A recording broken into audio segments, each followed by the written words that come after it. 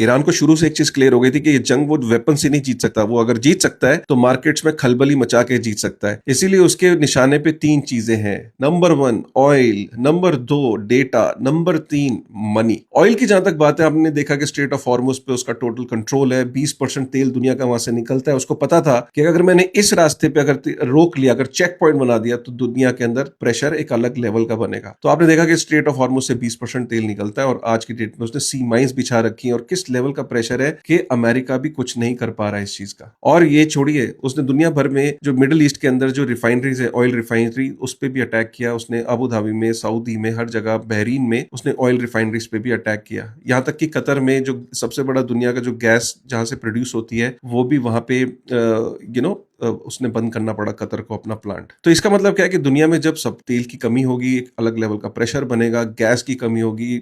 आप देख ही रहे हो एलपीजी के सिलेंडर्स का इंडिया में भी कहीं ना कहीं हाहाकार मची हुई है। पूरी दुनिया में जो तेल है $100 पर बैरल से ऊपर चला गया, तो प्रेशर तो है। और जब ये महंगा होगा तेल, तो पूरी दुनिया में कहीं ना कहीं इन्फ्लेशन, महंगाई की दर जो है वो एक अलग लेवल पे चली जाएगी। तो प्रेशर किस पे बनेगा? अमेरिका पे। कोई वेपन इस्तेमाल हो रहा है इसमें?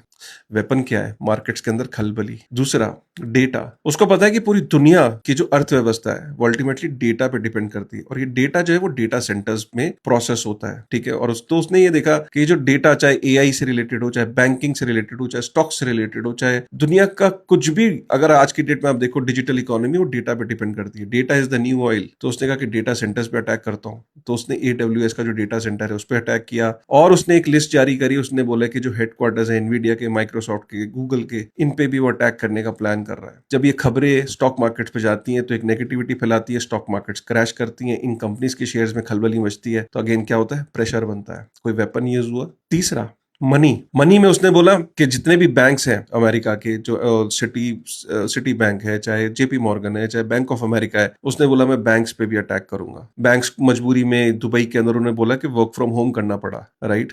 तो बैंकिंग चैनल पे भी अटैक कर रहा है। तो इसका मतलब मनी पे अटैक कर रहा है। सो प्रेशर किस पे बनेगा? वंस अगेन यूएस पे।